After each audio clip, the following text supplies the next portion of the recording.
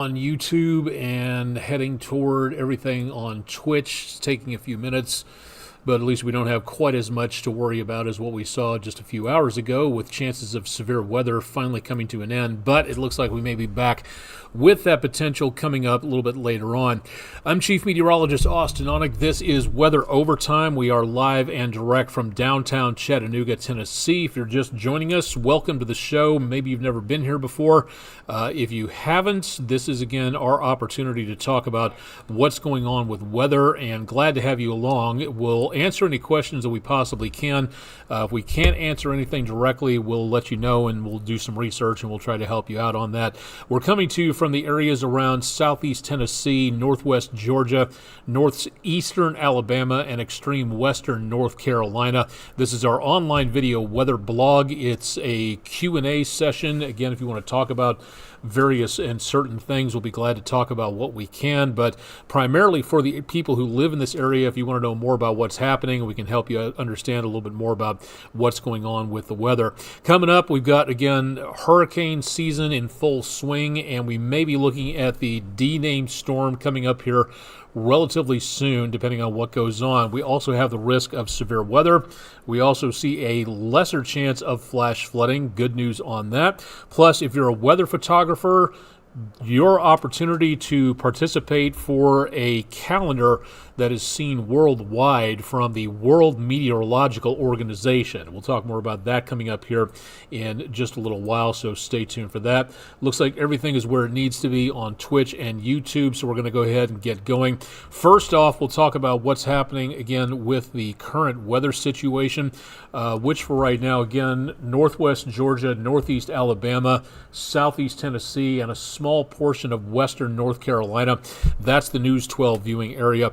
What's left of those thunderstorms from earlier on, the worst possibility of anything strong is way down to the south of Atlanta, around Athens, and down into around Macon. That's where we're getting the worst of the activity there, and that moving away from us. Then we may see the possibility of a shower or a thunderstorm. We've still got some showers well back up to the north of us. Let me switch over to Nashville radar real quick. Few showers north of I-40 and northwest of Knoxville, but beyond that, just really not that much going on at this time, so good news there. Now, we again are going to be seeing the potential of more problems coming up as we go into tomorrow with that threat of severe weather out there, and that is going to be something that could be a little iffy into tomorrow afternoon. We'll talk about that in just a little while as well. Current setup again for severe weather tonight, we still have a marginal threat from the Tennessee line and areas of southeast Tennessee. That issued by the Storm Prediction Center not too long ago. So as of right now, let me just take a quick look here to make certain we're still on course. This latest forecast you see from the Storm Prediction Center was issued at about 8:12 Central Time, so about half an hour ago as you're seeing this on the recording. So we still have the potential of some thunderstorms here.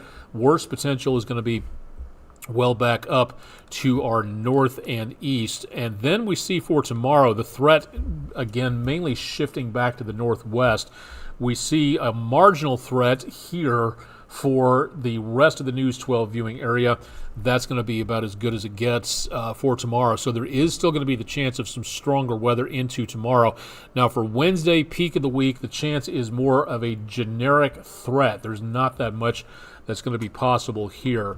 So we will see the severe threat, Columbus, Indianapolis, up towards Chicago, Kansas City, Omaha, and Lincoln, Nebraska.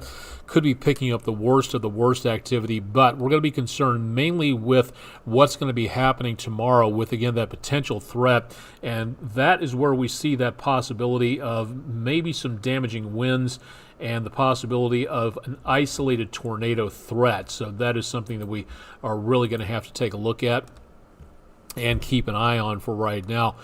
Temperatures into the area, we'll get to that in just a little bit. Again, decently quiet from downtown. Not that much going on at this time. Looking off to the southwest around Lookout Mountain, far enough into the distance. And out where there was a lot of rainfall coming through earlier. Plainview outdoor advertising camera overlooking the Chattanooga airport and watching those storms roll away into the distance. News 12 studios from the Patriot Concrete camera, north flank of Lookout Mountain, and things again very much on the quiet side here, back toward around the area of Ruby Falls. You can see the entrance taking place there, but otherwise good visibility.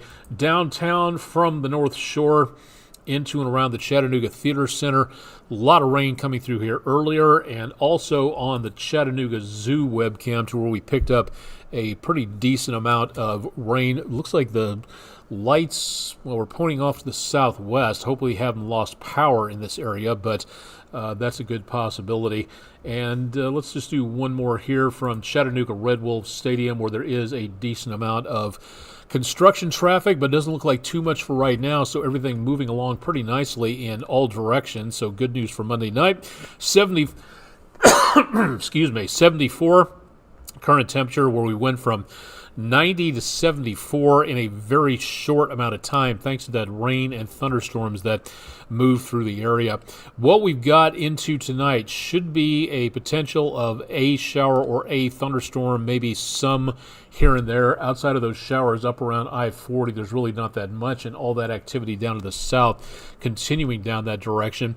What we've got is an area of high pressure, which is doing a very good job of pushing moisture up from the Gulf of Mexico across much of the southeast U.S. We've got this dying stationary front left over, and into the course of the next couple of days, we will be looking for the possibility of some more showers and thunderstorms.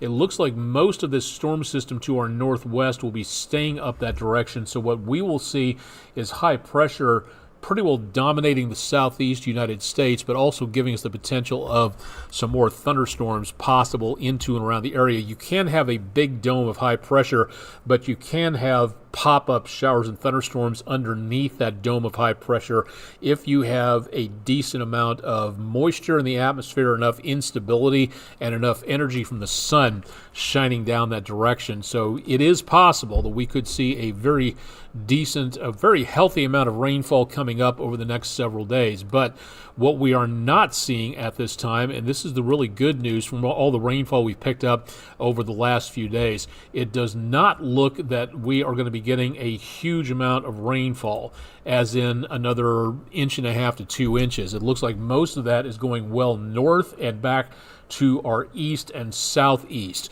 So with lesser amounts of rainfall, which is very good news at this time, it looks like even though we have a chance of flash flooding tonight and into tomorrow, slight possibility of some activity going on here. Again, please remember, turn around, don't drown, find another way to get to where you're going. That threat will recede even farther on Wednesday and continue back up to the north on Thursday. So I do not see anything happening in the way of very heavy rainfall and flash flooding. What is possible, again, is going to be that threat of severe weather as long as that front is going to be in the area. And then, unfortunately, as we go into the next several days, you may remember through most of July, we had some very good amounts of below normal temperatures.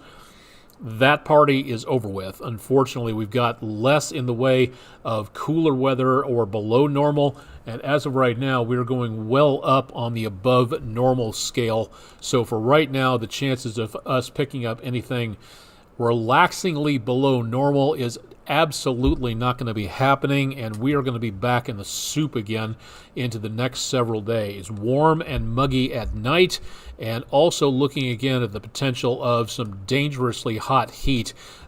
Best possibility will be back to our west, but then we'll see more activity coming our way into the course of the next several days. The next month or so does not hold out much hope of anything cooling off. In fact, staying on the hot side as we get into the next several days. So basically what this means as we go to our 7-day forecast is going to be the potential for, again, watching for the numbers to really heat up into the next several days. So for right now, temperatures into tomorrow, mid-90s with that marginal risk of severe weather possible.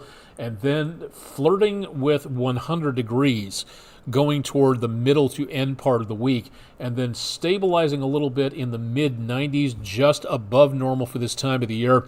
Lower to mid-90s possible here, and it looks like if everything holds past this forecast into the first full week of August, we will see temperatures stay back in the lower to mid-90s. So lots of heat, lots of humidity, and maybe not record-breaking, but it is going to be pretty stifling around here. Lows in the lower to mid-70s, that's as far down as we go at nighttime, and that's it. Then we get into the mid-90s for highs. Plenty of heat, plenty of humidity. We've got vacation Bible school. We've got marching band practice. We've got football, softball, soccer, baseball, volleyball, 2-a-days going on as we get back to the classroom coming up pretty soon. It's going to be a very stifling atmosphere out there, so it is not going to be good where it comes to any potential of cooler weather. We're going into August. Little, if any, possibility of really some nice, crisp, cool autumn temperatures.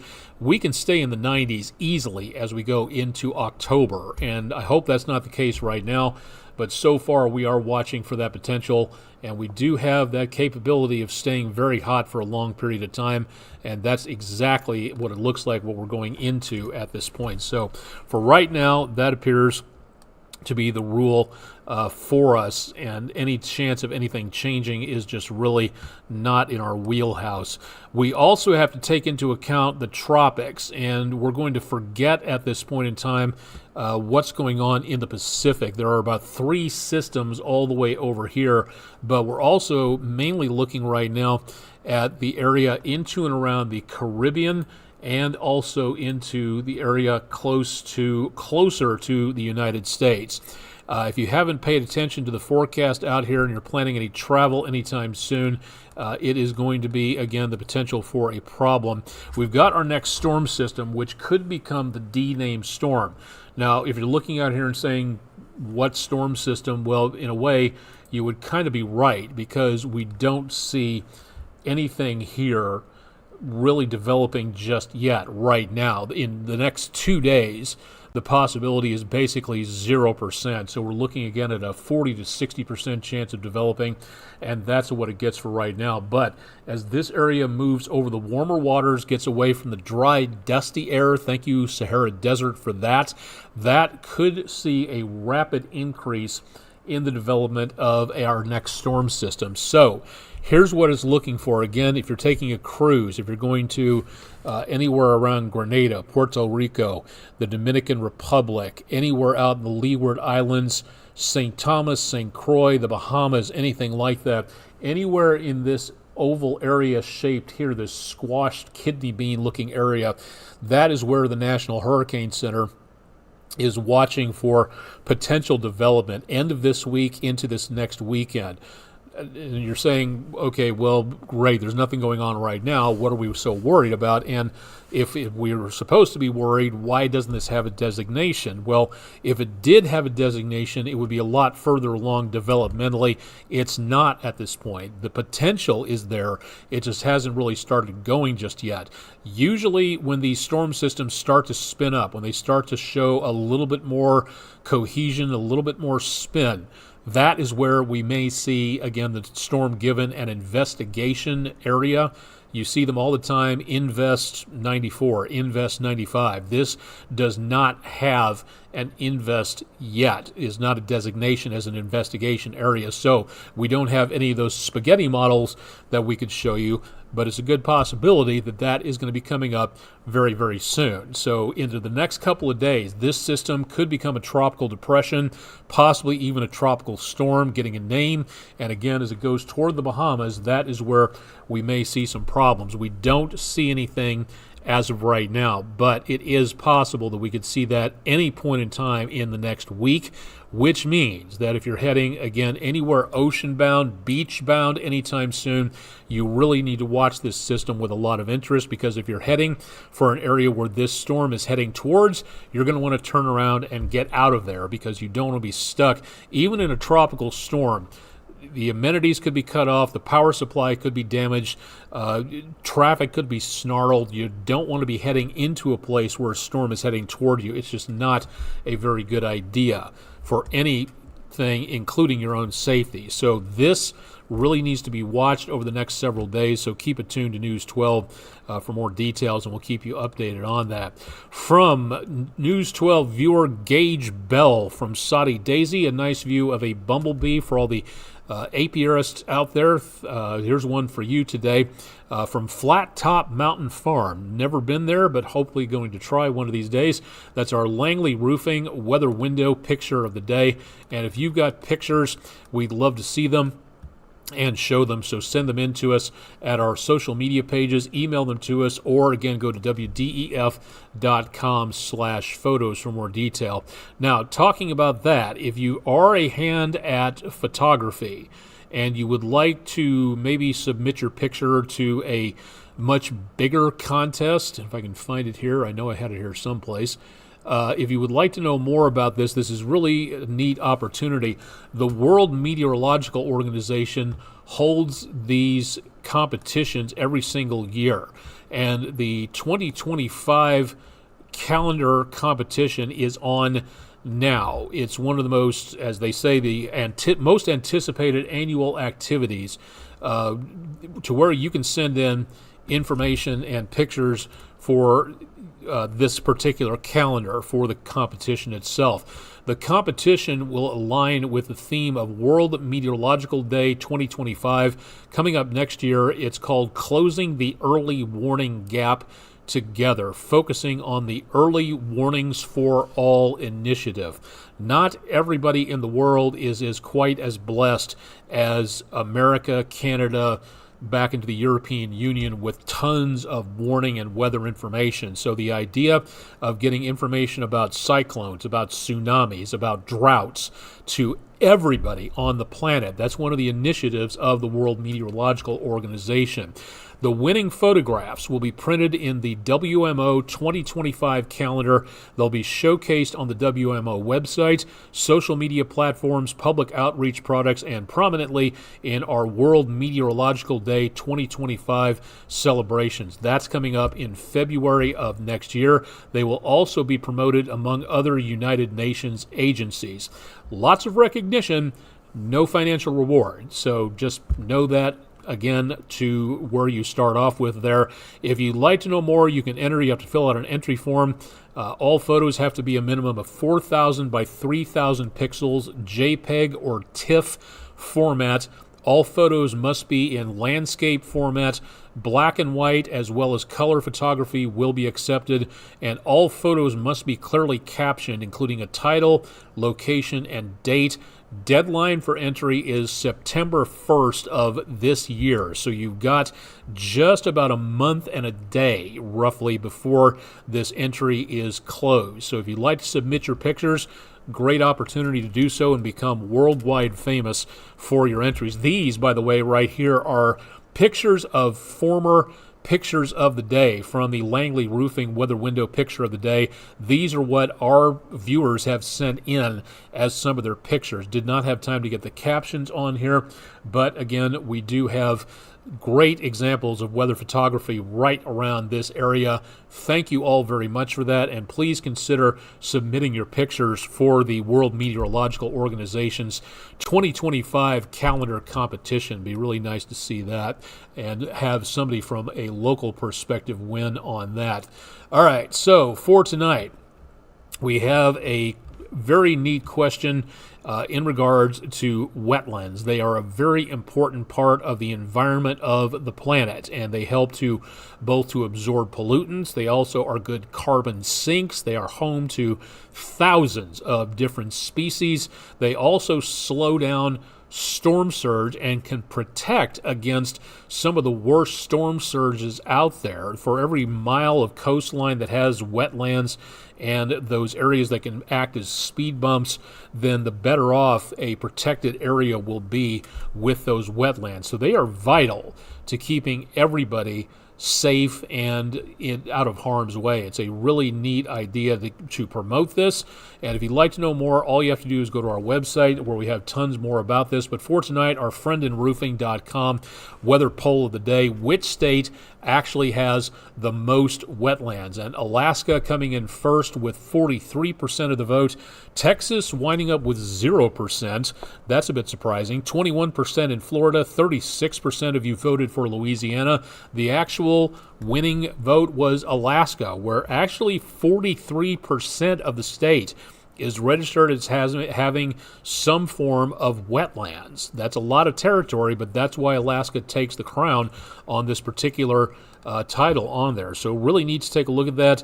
Oh, it is also World Tiger Day. I forgot about that. So if you have a favorite tiger out there besides Hobbs, time to celebrate with World Tiger Day. Good opportunity to, again, learn more about how and what we can all do to protect our planet when it comes to anything and everything that it needs protection against. So please, everybody vote in our poll. We'll have a new one up at midnight. Happy World Tiger Day, and more on your playing our next poll of the day that'll be coming up tomorrow. But thanks to everybody who voted in our poll for earlier on this afternoon. Thank you very much on that. That should probably pretty well do it, I think, for tonight. We've been on for just about 20 minutes. Not a lot going on as it is, but I think we've managed to cover everything for right now. Questions, if you have anything in the way of concerns, if you'd like to see more of something on Weather Overtime, less of something, email address at, let me make certain I'm pointing in the right direction, wdef.com, Onek at,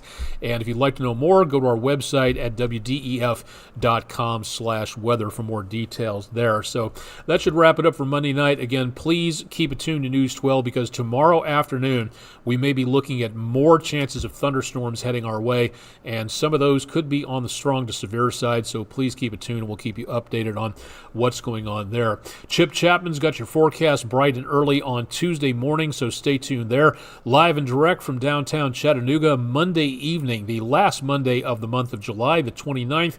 I'm again Chief Meteorologist Austen Onek. Stay tuned for much more with News 12 on air and online, and we'll see you again for Weather Overtime